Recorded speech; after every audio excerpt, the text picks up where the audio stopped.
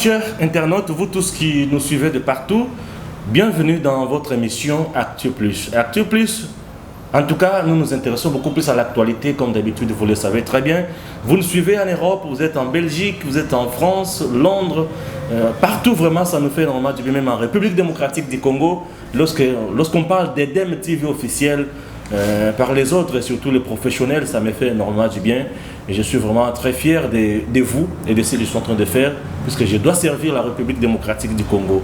Aujourd'hui, nous devons parler de nomination dans le pouvoir judiciaire. Le président de la République vient de nommer des hauts responsables.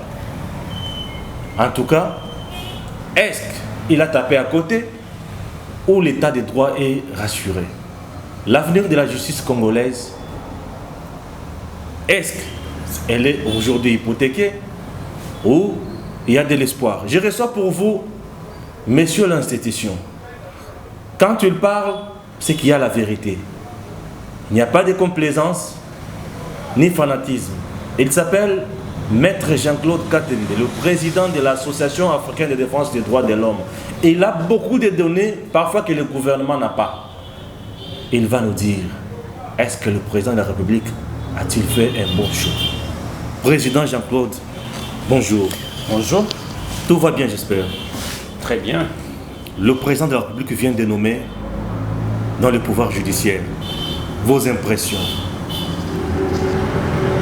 Je pense qu'il est important de féliciter d'abord le président de la République pour avoir posé cet acte qui était très attendu par le peuple congolais, d'avoir nommé quelques personnes dans l'appareil judiciaire de notre pays.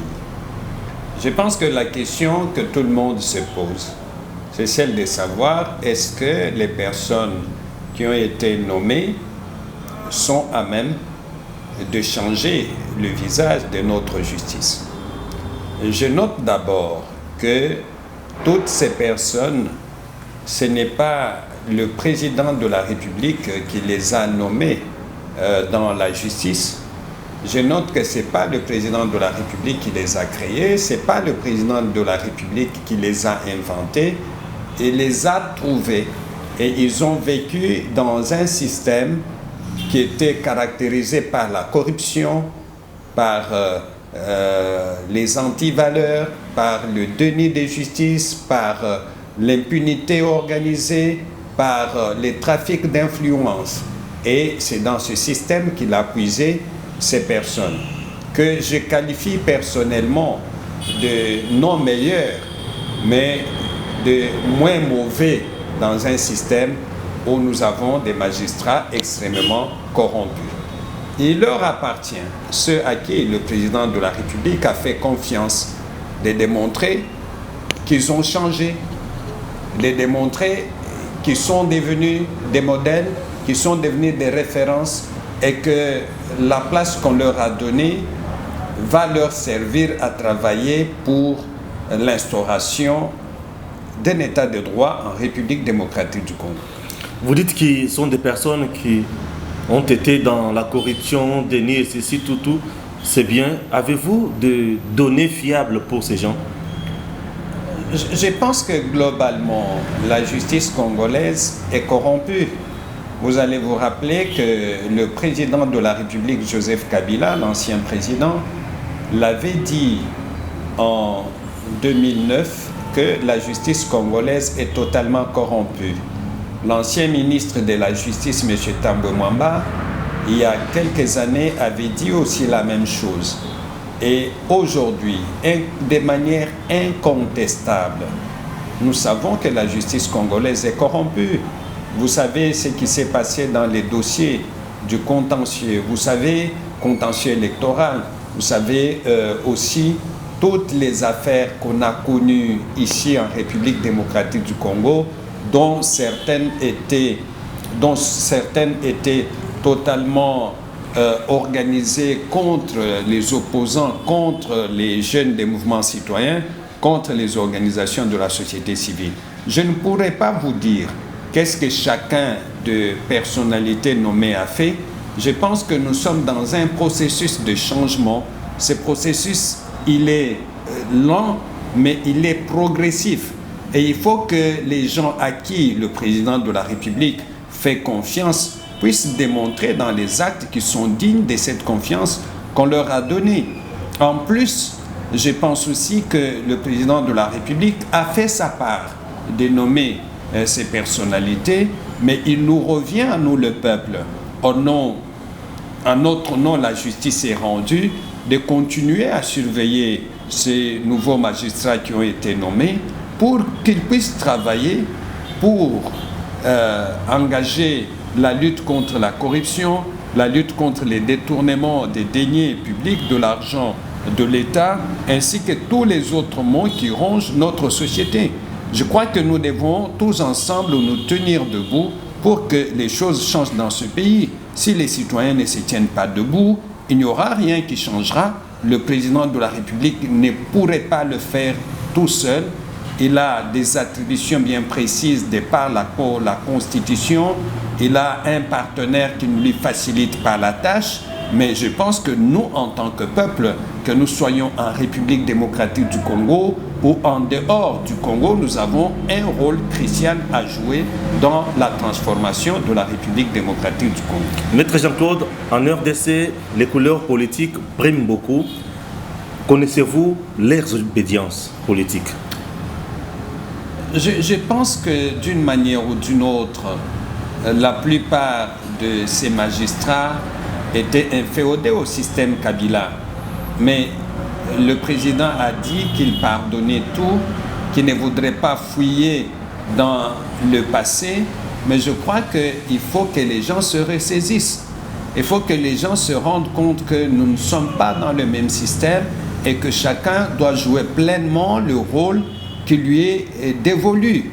Les gens doivent savoir que la justice est un bien public et que ce bien public doit être donné à tout Congolais, qu'il soit Moulouba, qu'il soit Mouswahili, qu'il soit Moukongo ou qu'il soit Mongala. Et les juges, comme les magistrats, doivent se mettre au-dessus de toutes ces appartenances politiques, tribales, ainsi que autres. C'est à ce niveau-là que nous allons voir si ces personnalités qui ont été nommées méritent la place qu'on leur a donnée ou pas. Dans le cas contraire, il est important que le peuple puisse les surveiller, puisse dénoncer ceux qui vont encore être versés dans les appartenances politiques, dans les appartenances tribales, ainsi que toutes les autres antivaleurs que nous ne cessons de dénoncer à la longueur des journées. J'aimerais encore savoir si ces ordonnances ne seront plus encore bloquées. Nous allons voir, mais je pense que ces ordonnances doivent avoir fait l'objet des discussions lors de la réunion que le président de la République a eue hier. Je pense personnellement, si ces ordonnances sont encore bloquées, là, nous allons nous dire que nous avons devant nous une coalition de mauvaise foi et il faut accélérer sa disparition. En termes de l'avenir, aujourd'hui, la justice congolaise, avec ses nouveaux responsables, les choses peuvent marcher. Comme vous l'avez bien dit, les choses pourraient bien marcher, mais je crois qu'il faut attendre les actes. Il faut attendre les actes parce que administrer la justice dans un pays aussi corrompu, dans un pays où l'appartenance politique compte beaucoup, dans un pays où l'appartenance tribale compte beaucoup, il faut avoir des juges non seulement compétents, mais aussi courageux, capables de se départir des intérêts personnels pour rendre justice de telle sorte que notre appareil judiciaire soit un appareil dissuasif, où chacun de nous se dit, si je commets des actes répréhensibles par la loi, que j'ai des frères ou des sœurs dans l'appareil judiciaire, je risque d'être sanctionné, condamné sévèrement. Je pense que c'est à ce niveau-là qu'il faut travailler et j'espère que ceux qui sont nommés prendront la hauteur, la mesure de la confiance que le président de la République leur a faite pour faire du bon travail et faire avancer notre justice. Pour nous, nous sommes toujours optimistes. Le Congo ne restera pas dans la situation où elle est aujourd'hui. Elle se relèvera un jour grâce à notre travail, nous les Congolais. Merci. C'est quoi le message que vous lancez à tous les Congolais de la diaspora et qui vivent également aussi dans notre pays? Le message que nous lançons à tous les Congolais, c'est de garder les yeux ouverts. Les institutions, pour qu'elles fonctionnent dans l'intérêt du peuple, elles ont besoin d'être surveillées par le peuple lui-même. Nous avons vu les limites des députés nationaux comme provinciaux. La plupart d'entre eux travaillent pour leurs propres intérêts, les intérêts de leur plateforme ou de leur autorité morale. À un moment donné, il faut que le peuple lui-même prenne le relais et c'est ce que nous appelons à faire. Merci beaucoup, Président. Merci.